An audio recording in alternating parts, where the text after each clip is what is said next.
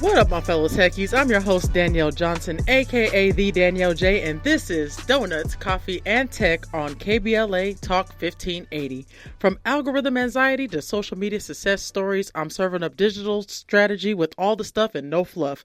This is where complicated digital strategy talk feels like a conversation with friends. Coming up on today's show, Wallet Wisdom, Know Better, Grow Better. We're talking financial literacy that actually makes sense. Cali's own Jon Butler II, financial educator and community advocate, joins us to break down some money management things without the jargon. Want to ride out economic ups and downs with confidence? Curious about which money apps are worth your time? Jon's got real advice for real budgets, from spotting out sketchy tips on social media to automating your savings. Don't sleep. This hour could be the key to bossing up your finances, so grab a coffee, bite that donut, and let's grind through the coffee break. All right, listen. ChatGPT. OpenAI is saying that being polite is costing them a lot of money. Saying yes, please, thank you, may I, all these great things that we were taught to say when asking questions is costing a couple of dollars to ChatGPT's OpenAI. CEO Sam Altman reveals that users saying please and thank you have added up to tens of millions of dollars in electricity costs due to the extra computational power required to process these polite phrases. Despite the high expense, Altman called it well spent, noting that politeness may positively influence AI's responses. I don't know about you, but I'm trying to be nice to our dark overlords, okay? I feel like AI is going to take over. We better be nice, because I don't know if you saw iRobot. The nicer you are to these robots, the more empathy they have towards you. I'm just saying, right? And that sounds hilarious, but a little bit of truth in there, right? Another story I wanted to tell you all about today. Apple is standing on business when it comes to DEI. I'm so excited that there was this article that was released to show that Apple shareholders have spoken loud and clear that they want to keep the company's diversity and inclusion programs, with 97% of their stakeholders voting in favor. The CEO, Tim Cook, says that these efforts aren't just about values, they actually help fuel innovation and make Apple stronger. And I couldn't agree more, because when you have diversity in any of these rooms, it helps influence better decisions for people as a whole. You can't create things in a silo and expect it to impact everyone positively. There's these inherent biases that happen, especially in technology, that we have to make sure that we're not looking at just the bias side of our stakeholders' interests. We have to make sure that we're opening it up so that everyone can get some type of benefit from these different applications that are being built, these different softwares that are being used. So to see Apple standing on business, I'm really excited about that. I will continue using my iPhone with pride, my MacBook, my iPad, my Apple Watch, and I guess the Apple chip that they're going to put inside of my brain, because I'm so inundated with Apple products, right? Let me stop playing. Listen, I'm not here for the chip. It was a joke. It was a joke. Okay, moving on. Don't get hooked. How to spot the latest Gmail phishing scam. There is a new one out. I know you guys are tired of people sending you the text messages, the emails asking you or telling you that you owe money on some weird service that you didn't sign up for. But there's a new sophisticated phishing attack that's sending legit looking emails from a no reply at google.com email address, using Google site links to fake support pages designed to steal your login credentials. So please be aware. If it looks weird, if it's something that you know you didn't sign up for, be on alert, because there's so many sophisticated hackers out there that are trying to get your information. Gmail's not safe. No place is safe on the internet, really, when you think about it, because you'd have to set up all kinds of super secure servers and all these different things that you don't have the time to do, I don't know if it would be in your best interest anyway, because you need to have access to the outside world. But make sure that you are being on high alert. To spot the scam, watch for URLs starting with sites.google.com instead of accounts.google.com. That is a key sign of the fraudulent site, and it's not an official Google login page, right? So again, because this is super important, if you get an email from no reply at google.com and they're saying that they need your sign-in credentials, and the URL says sites.google.com. Don't do it. The appropriate URL is accounts.google.com, because that is the official site that Google uses so that it can help with your login information. All right. Listen, next on our list of news stories that I want to cover today is the infamous blue check, aka verification. It's finally landing on Bluesky. I have mixed feelings about it because Bluesky is supposed to be like this really cool, in my mind, hippie site. The only reason why I say hippie is because it's like free love, everybody just get along, or everybody just, speak your piece in a way that really contributes to community. Now they're getting the blue check mark. I don't know. Let me tell you the story, and then you can formulate your own opinion. Bluesky just launched this new blue check verification to highlight authentic and notable accounts, combining platform verified badges with trusted verifiers like news organizations that can directly verify their own teams. Unlike X, who is a pay-to-play system, Bluesky's checks focus on genuinely identifying community and trust for the community. Sign up for verification requests will open up really soon, so we'll keep you posted on what that looks like and if it backfires. All right, so more Donuts, Coffee, and Tech when we come forward on KBLA Talk 1580. Listen, let's get into the heart of today's show as we welcome our special guest that's making money management simple, practical, and accessible for everyone. Let me give you a little heads up about who this gentleman is who's sitting in front of me. In case you don't know, you're about to know now. Jon Butler II is a proud California native, devoted father, loving husband, and go-to financial educator who specializes in working closely with families, physicians, and business owners. His mission is to be the bridge that seamlessly connects where his clients are today to where they dream of being tomorrow through comprehensive financial planning. When not crunching numbers and strategizing financial futures, Jon can be found whipping up delicious meals in the kitchen with his family or exploring new destinations together. He cherishes every moment spent with his loved ones, believing that strong relationships are the foundation of a thriving community. Ladies and gentlemen, please please join me in welcoming Jon Butler II. Thank you, Ms. Dannielle Jay. I appreciate that. Thank you so much for being here. I'm just really excited to have you in the studio today because you have so much to offer our listeners, and you're just a fantastic human being. I wanted to get into what got you into financial planning, because that journey is really important to hear, I think, for a lot of our listeners. Yeah, absolutely. Great question.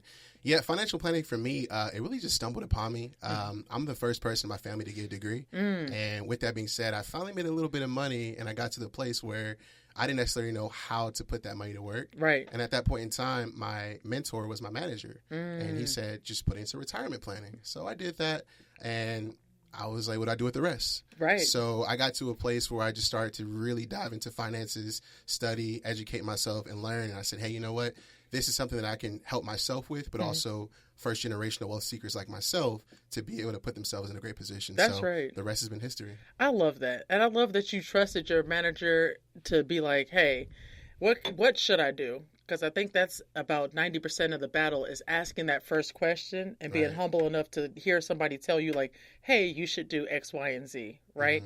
I wanted to ask you, what money apps do you actually use for yourself? Do you have any favorites right now? I'm a fan of budgeting and investment apps that offer robust features and are backed by reputable companies. There's just so many apps out there. Typically within that first 5 to 10, if you go on your app store, those are some that I like to use. Awesome. And how can people tell which financial apps are actually legit versus sketchy? Yeah, I mean, that's hard these days, right? There's so much out there. I typically recommend to look for apps with strong user reviews, clear privacy policies, and backing from established financial institutions. A lot of times regulatory approvals are a good sign as well. Oh, absolutely. I love a good a symbol of like, hey, we had XYZ check this and they're reputable. You know, it's almost like looking at the Better Business Bureau. When you see that on a business, you're like, oh, okay, cool. You went through the cycles. Somebody was looking at this. You've been audited, right? Absolutely. Are there any hidden gem financial tools most people don't know about, but they should? Yeah, many people overlook financial tools that allow seamless integration with daily cash flow and provide comprehensive spending insights. Additionally, retirement calculators are phenomenal for reputable sources and are great tools to gauge how much you should be saving for retirement. Okay, that's really good to know because I know a lot of people who listen into the show might have questions around that and they're trying to figure out, like, okay, which way do I go? So that's really good to know. I know also there's a lot of uncertainty in our economy and just in the times that we're in right now. What's your best advice for managing money in today's economy? Yeah, the economy is definitely moving on us, day by day. I think it's important to maintain an emergency fund. Typically, you want to cover 6 to 12 months of expenses. This is crucial for unexpected events like job loss or sudden expense. Additionally, consult with a financial professional. Don't forget about that. You want to make sure that they stress test your current financial strategies. I like to look into the 60-20-20 budgeting method, essentially allocating taxes into 60% towards essentials, 20% towards financial goals, and discretionary spending around 20%. This typically ensures a financial management that works. I really like this idea of stress testing because just as somebody who loves data, that just sounds like the most efficient way because I would just guess. I would be like, oh, well, maybe about 10% more than what I make would be good to save, or 20%. But this stress test idea is actually really good because it shows why you all are the professionals and we are the folks on the other side receiving the help, right? Absolutely. So how do you balance paying bills now versus saving for later when money's tight? You really got to prioritize, right? It's really important to make sure that essential expenses are done first. Then you want to allocate a portion of your income to savings and then even a small amount. But at the end of the day, you got to stay consistent. People ask me all the time, hey, I don't make too much money. This is what's left over. Hey, just start somewhere and be consistent, and it'll get you to hopefully where you want to be. I really love that you said that, and I need my brother to hear this specifically because I told him the other day, even if you just pull $10 out of that check and put it in a savings account or put it on the side somewhere, you'll look up and it'll be double, triple, quadruple that in no time. So to start somewhere, I think is like one of the best pieces of advice anybody can give when it comes to money. What are people getting wrong when the economy gets shaky? Like what are people doing that you're like, I don't know? Yeah, we see this quite a bit. Economy tanks and people are just looking to act brash. I'll say panic selling is a common mistake. Instead of focusing on the long-term goals, I'd highly, highly recommend to consult with a financial professional for personal advice because everyone's different. Yeah, absolutely. And your needs are different and your money picture is different. So sit down with somebody who knows what they're doing and who studies it, right? Like I would be remiss if I tried to make financial decisions at a large scale and the only thing that I've done is look at the stock app on my phone twice this week, right? Oh, I know. I'm gonna find out. No, it takes a lot more than that for sure. Absolutely. I mean, literally, I'm gonna put stress on stress test. I know people probably like hear that and it goes over their head, but that is an important piece of the expertise in finance because that's a skill set that regular people just don't have. We don't know what to even do to do that, right? Okay, so let's get into like digital money innovations, right? Okay. How is tech changing the way that people build wealth today? Yeah, technology offers easy access to real-time financial information, such as automatic saving tools, making wealth building more accessible. While we all know that tech is beneficial, it's always recommended to connect with a financial professional for personalized insights and uncover any blind spots. Like you said, most of the people that I work with, they do what they do on a 9-to-5 basis. But when it comes to the finance realm, let the finance professionals take care of you. Absolutely. That's what we do best. Yeah, and then also, I wouldn't be able to tell you what a blind spot is in my makeup of finance, right? Because I only know what I know, and I'm paying bills and I'm moving and shaking through life. You might come in and be like, hey, listen, you have 100 subscriptions that you're paying for. I need you to go ahead and cut that out so that you can take that money and invest it somewhere, just as an example. But, I think that's really, really important. What are some new money tech? What is new money tech that you are excited about? We talked about it a little bit when we came in. I'm excited about advancements in AI, AI-driven personal finance tools that provide personal advice and actionable insights. These tools analyze spending habits and income patterns. It allows users to make smarter financial decisions and optimize their savings programs as well. For example, some apps use AI to categorize expenses, identify savings opportunities, and provide tailored recommendations. That way you can really see those subscriptions, exactly. right? You'd be surprised how many people miss those. I see some of the clips on like Instagram and YouTube. Well, they'll have like these apps go out and ask people like, well, how much are you spending in subscriptions? And they're like, maybe like $10, 50.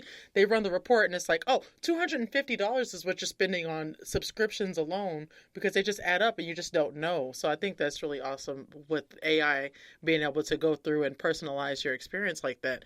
For entrepreneurs, because we have a lot listening in, Okay. what money tools work best for the self-employed people? Yeah, so with self-employed people, a lot of times I find that they're just consistently looking to make their business work. So I highly recommend accounting tools and micro investing apps. These are great because they can help self-employed individuals manage their finances effectively. Absolutely. And as somebody who's self-employed and own a business, I'm just like, man, I need all the help I can get, right? Right. And sometimes it's more cost efficient to do like different tools and AI built out things and then hire the one professional so that you can kind of have like a working relationship with all those things together. But man, these accounting tools are saving my life right now as we speak. How should business owners handle their finances differently right now? Right now, as a business owner, number one is to focus on cash flow management. You really want to make sure you are attentive towards that and also maintain an emergency fund. Lastly, explore opportunities for low interest loans or grants that may be available to small businesses. That's awesome. I think you've covered a lot in that. The biggest part is that maintain the emergency fund, right? Like that's super hard, especially because if you're anything like me, Starbucks becomes an emergency on a Tuesday sometimes. So you might dip into that fund. Get through the day, right? I need my coffee. No, but absolutely. I love that. I think you're covering so much ground right now. And to all those people who are listening, make sure that you are being really attentive about some of these answers, because I know they're going to help a lot of folks out there. So social media finance advice, it's really on the rampage right now, right? Yep. What are red flags that people should watch out for when financial advice is on social media? Yep, I have this conversation all the time. You really have to pay attention these days. More importantly, you want to be wary of advice that promises guaranteed returns. That's a huge red flag. Additionally, lacks transparency or comes from unverified sources. And most importantly, above everything, you got to do your own research. Absolutely. You just never know until you do that. Yeah, and then, I always say, go see if they have a LinkedIn page. Go check their references. Go see what these people are doing outside of what they're saying on this one platform, because who knows who this person is outside of that soundbite that got clipped and put up on the internet and went viral, right? I think I saw a couple of viral clips where they were giving like horrible advice, and I'm not even a finance person, and I was like, fam, you can't be serious. You clipped that up, put that on the internet, went viral, and now people are really looking at that as like solid financial advice. So I agree with you wholeheartedly about doing your own research. How can listeners separate legitimate financial experts from flashy influencers? Because I know there's a blurred line between that right now. Yeah, you hit the nail on the head when you said you want to check their credentials, LinkedIn, other websites, look into who may have given them, different praise. Certifications and professional experience is big too. Legitimate experts typically have a track record and are backed by reputable institutions. That's right. That's absolutely right. Because somebody who went to school for finance and works in the financial institution is going to look a little bit different than somebody who picked it up as a hobby. Absolutely. In 2020, because we're in a pandemic, right? Right. You'll pick it up the first conversation too a lot of the times. Yeah. No, I definitely feel that. Because, let's just call a spade a spade. If you have a BS meter inside of your head that kind of goes off when people are kind of, pulling you along, hopefully you can hear it with that, because they'll start saying stuff and you'll be like, wait a minute. I don't know if you've ever seen that meme of Fry from Futurama, where his eyes are squinted. Like, that don't sound right. And I'll also add, too, a lot of the times these people are getting better and better. So you really have to check your credentials. Oh, yeah. Right? Because you want to go in and see, can they maintain what it is that you're looking for in a financial professional? Absolutely. So what are some questions that people should ask themselves before following financial advice that they see online?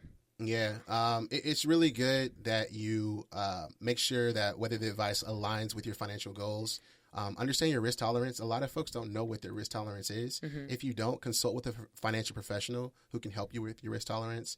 And outside of that, you want to consult with a professional that always is advisable. My team and partners are always ready to have those conversations. Awesome. So just for vocabulary's sake, when you say risk tolerance, what is that? Risk tolerance is what you can afford to essentially put into the market, lose, etc. It's really important that you have an idea what your risk tolerance is, because we don't want our clients to go out there not knowing that, get involved in something, they look up and it's like, hey, like what happened here? Yeah, absolutely. Or stretching yourself thin, because it's just like, hey, fam, where you thought that you could, you actually couldn't because you didn't really know your true risk tolerance. And that's the beauty of stress testing. Yeah, see, that's what I'm saying. It all comes back to stress testing, y'all. Okay, so what are 3 money moves anyone could make today? 3 money moves someone can make today. The big one is start by create or update your budget. I don't know what people have out there, but having a budget is super, super big. It allows you to forecast where you want to be. Number 2, start or increase contributions to an emergency fund. Again, you want to have 6 to 12 months stacked up if possible. And number 3, review and adjust your savings programs regularly. Love that. What's one simple money habit that pays off big time? Yeah, big time would be automating your savings. Make sure you have that in place. It can be a significant impact. Set up automatic transfers to your savings or investment accounts to ensure consistent progress toward. Now it's time for the tech tip in 10. Today we're getting into something that affects all of us, and that is money. That's right. We're talking financial literacy, and I've got a super practical tip on how you can use some free tools from Intuit to get your finances on track no matter where you're starting from. We just spoke with Jon Butler II, and if you missed it, you missed a great conversation. Make sure you go to his website, jonbutler.n as in Nancy, m as in man.com, for more information on how you can get the most out of your money. We're wrapping up Financial Literacy Month, and we're about to get into our tech tip in 10. Why financial literacy even matters? This is the question that a lot of people have during this month. If you see anything on the internet and you're just like, financial literacy, what are we talking about? Did you know that people who regularly use financial literacy tools are way more likely to save money, avoid debt, and feel confident about their finances? Honestly, who doesn't want a little bit more peace of mind when it comes to their wallet? I know I do, right? I want to be able to say, I can spend this amount of money and not feel the stress of like, do I have that money in my account? Will this be covered? Right? So the tool that we're going over today is from Intuit. And some of you may know Intuit as Intuit, or you might know QuickBooks because they own that too, right? They're behind TurboTax, QuickBooks, and Credit Karma, matter of fact. What you might not know, though, is Intuit offers free financial literacy resources that are perfect for anyone wanting to get smarter about money. And yes, it's free. Free. Not free trial, not I started today, they charge my account in 5 days. Free, honey. It is free.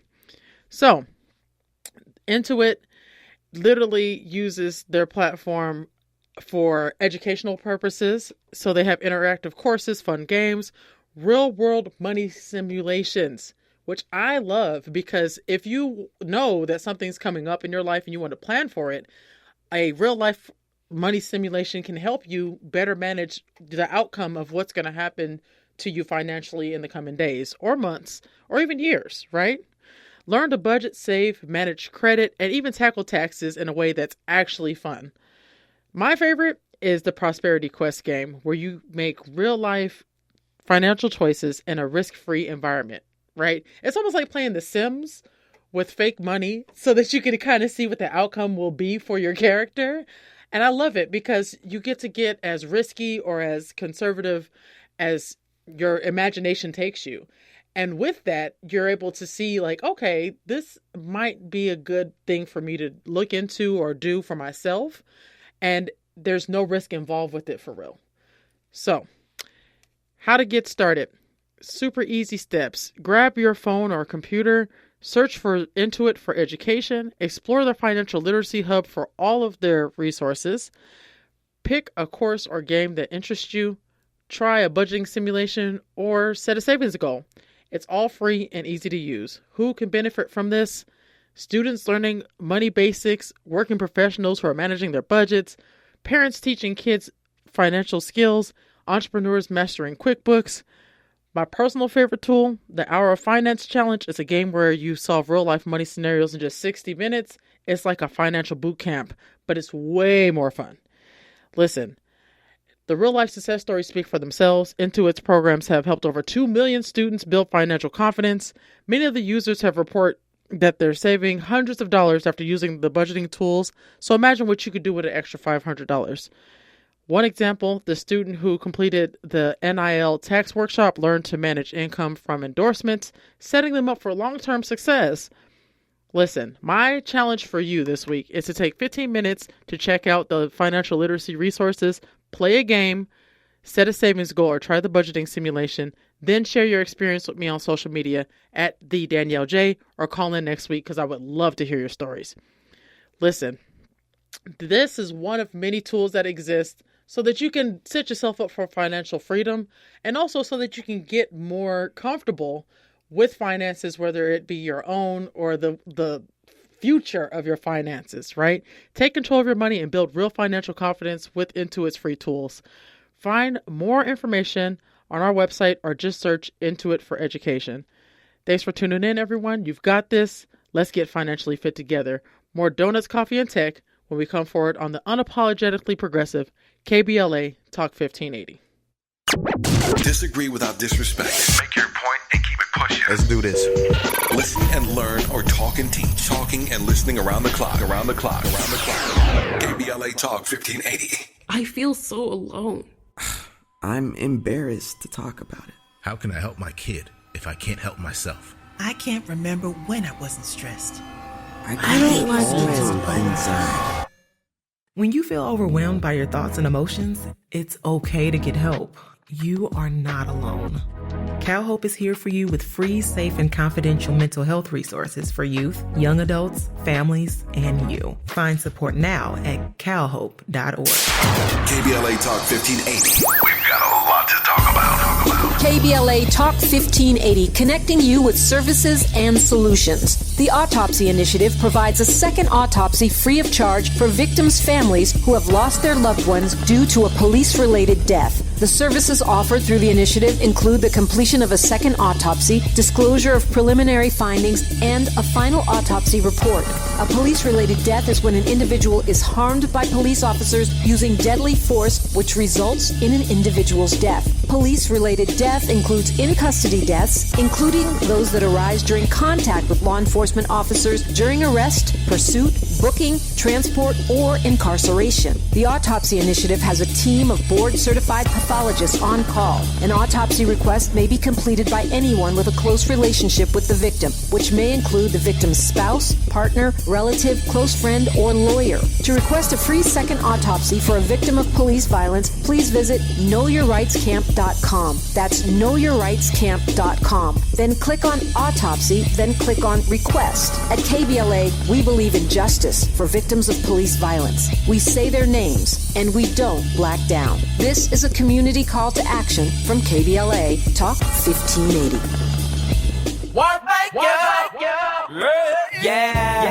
The California Crusader newspaper would like to thank all of our subscribers for their support throughout the years, proudly serving the South Los Angeles and South Bay areas for more than 40 years. The California Crusader is a multicultural, black-owned, adjudicated newspaper that focuses on providing newsworthy information to the people in our community. We're constantly looking for ways to assist businesses in our community to connect with our subscribers. We provide low-cost, effective ways to promote your business with our reasonable and affordable advertising rates. You can participate by suggesting, sharing, and submitting your stories on the California Crusader newspaper Community Share Facebook group page, or visit our website at cal-cruise-news.com. That's calcruisenews.com. Then click on the Submit Now button located on the top right corner of the homepage, or text CCN to 42828. Again, text. What a show. All right now, fam. Lock in and listen up. Today's secret ingredient is a good one. The flavor, financial literacy. Yep, we're diving deeper into this money talk. And no, I'm not here to shame you about your Uber Eats habit, even though we'll talk about that later. But I am here to say it's time to get financially fit, because broke is not part of our 2025 vibe. The truth is, being broke is not just stressful, it's unnecessary. We've got the internet, group chats, and even TikTok explaining Roth IRAs with dance moves. One thing we don't have are any excuses left. And here's the kicker. Black folks are some of the biggest contributors to the United States economy. Like, if the economy was a house party, we brought the DJ, the food, the vibe, and somehow we're still getting asked to stand outside like we did in RSVP. Make it make sense. But here's what I need us to remember. Contributing spending power is one thing. Controlling wealth, that's a whole different game. It's time for us to start playing chess and not check to check. Let's be real. A lot of us grew up with this idea of just make it to paycheck, just make it to your next paycheck, or the classic wisdom, don't worry about money, just pray on it. And I'm here to tell you that prayer works, okay? I'm not knocking the Lord's power, but listen, even Jesus had a treasurer in the squad, okay? Somebody had to count that coin. We're in an era where digital hustle is at an all-time high. We all have some type of side business, tech startup. We're selling merch. We're doing consulting, trading crypto, flipping NFTs, teaching courses on how to teach a course. We're doing it all. But what good is a business if you don't know how to manage the money? You can't out-earn bad money habits, but you can out-educate generational patterns. And I get it. Personal finance can feel like learning a new language, especially when you grew up hearing, we don't talk about money or mind your business anytime someone asks questions about the bills. But it's time that we unlearn that silence.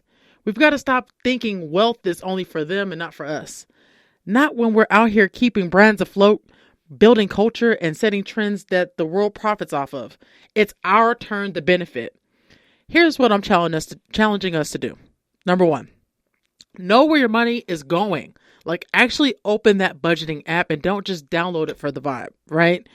Invest in something, even if it's small. Start with like $20 a month in a high yield savings account.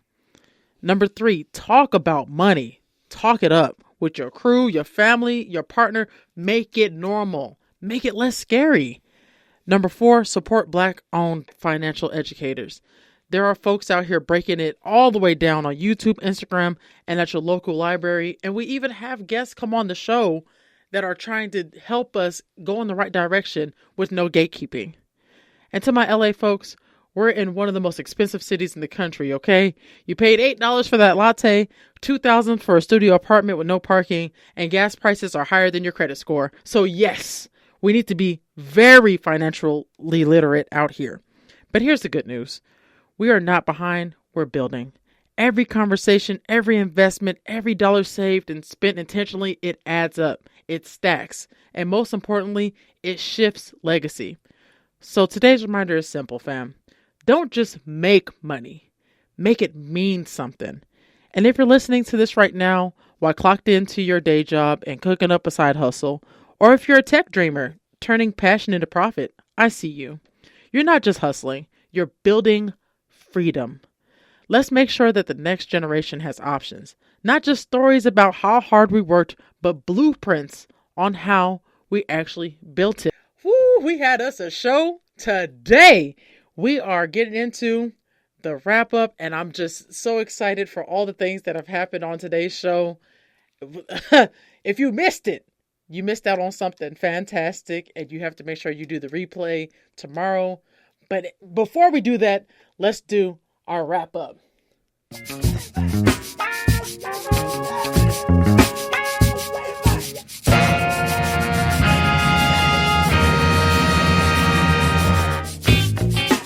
Oh my goodness. Okay, so we had special guest Jon Butler II on. He gave us some really instrumental advice on how to start taking your money seriously, right? Get in the game, right? Even if it's with the smallest amount of money, really putting yourself in that position. We talked about financial literacy because today is the last day of financial literacy as far as I'm concerned, because it's last Saturday in the month. So that's that, right? We also talked about Intuit's great resource of all the financial literacy tools that you can go be a part of, whether it's simulating your financial future or just building out a budget, right? Intuit has all of these different things on their platform so that you can be a better financially literate person, right? We talked a lot about just being aware of the generational impact of financial literacy, and we talked about getting off your butt and making these things happen, because just having the money is not enough, honey. We just can't sit on top of these bands, as they would say. I listen to too much trap music. That's my problem. I'm like, Jeezy had a little riddle a bunch of $20 bills, 2 bands in the middle, and I'm still trying to figure out that riddle. So if you know the answer to that riddle, make sure you hit me up on Instagram at the Dannielle Jay. I need you all to tune in to the replay of this on Sunday at 2 p.m. It's going to be fantastic from beginning to end. As I said before, follow me on all my social media platforms at the Dannielle Jay. We have so many great shows here on KBLA Talk 1580. Make sure you're supporting all my fellow hosts on this station because everybody's contributing something great to not only the culture, but to the conversation. And I think that's where this is really a different space than anywhere else that you might be listening to because KBLA is really doing something different, right? All right, listen. The Big Payback is like the best song for our wrap up because it does feel like we're just like, hey, if you didn't get in while the getting was good, you got to go back and listen because you got to catch up. You know, no mustard, all ketchup. That's my type of humor. Dad jokes. That's me. I love that.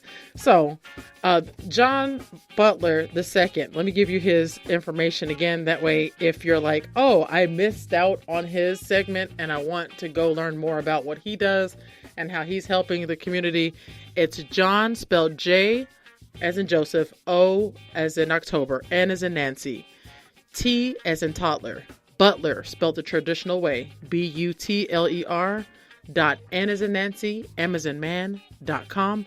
I'm going to link him on all of my social media so that you know to go to his page and get more information.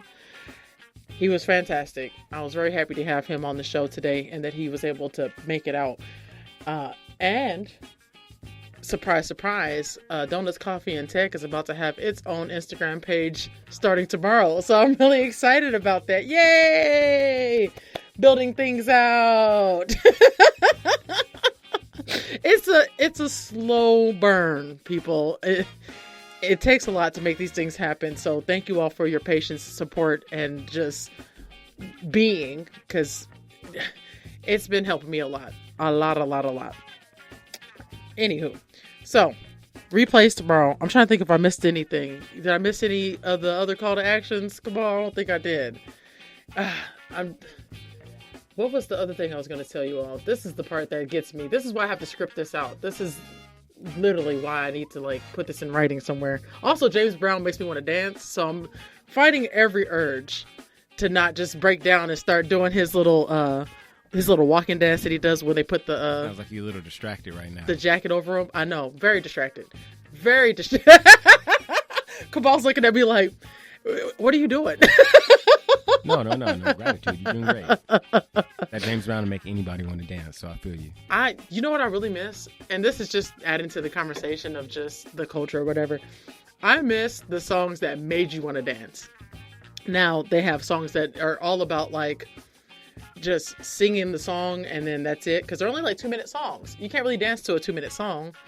Now, back in the day, they had them extended cuts. They had 7-minute songs, 13-minute songs, 9-minute songs. The Big Payback is a 20-minute song if you listen to the OG version. Yeah, the original version. The non-cut, he gonna keep calling it back. Hit it, Fred. Hit it. Fred hit it 16 times already, bro. Fred can't hit it no more. Fred has no more hits left in him. No more hits. All gone. Hit points 0. Look. It's not even a hit no more. It's just it's a slow tap. It's like, I mean, it parallels the way that we consume music now, though.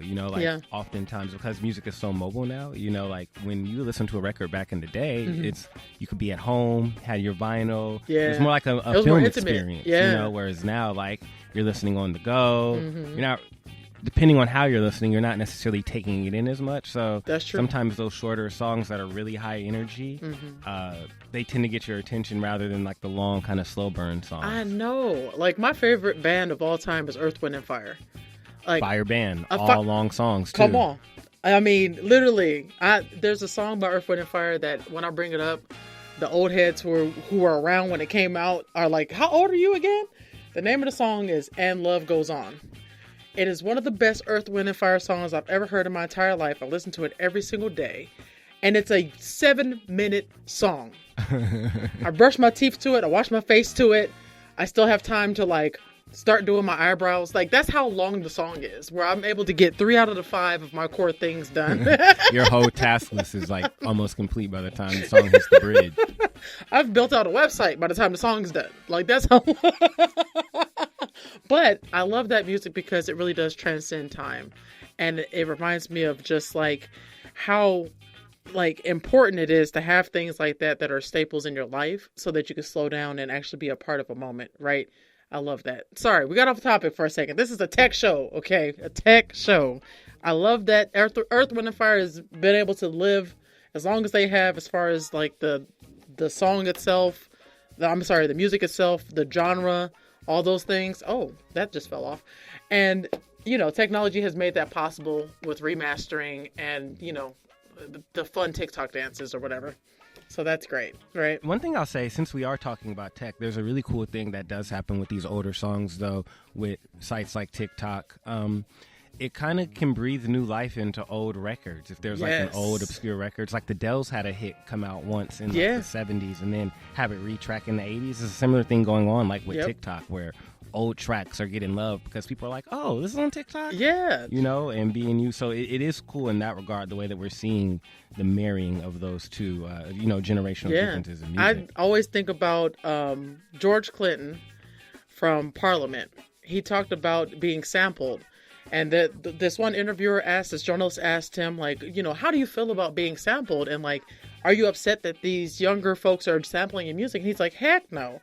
Because what it does is it exposes a different generation to my sound. So then my music lives on beyond my time. And I think that that's really important in this day and age, especially with the TikTok, the Instagram, the Facebook, all these different platforms, is that you have this recalibration to these hits. And it's like, oh, this is exciting. yeah, it's a new contextualization. I mean, does everyone hit? No. But I think that just even the idea of sampling is another example of Black people, particularly just making something from nothing, like necessity bringing about innovation. That's right. Ooh. No one else would have thought, like, Bar. we can't afford no instruments, Jimmy Bob and Jimmy Bro. Like, we got to go sample these records. Yeah. And we're going to record it. So that necessity brought about the innovation, you know, from back then. That was a bar. We're going to put that in a quote graphic and put that up on social media. No doubt. I love that. I love that. KHA.M.AL. That's right. You better plug yourself. Come on, ladies and gentlemen.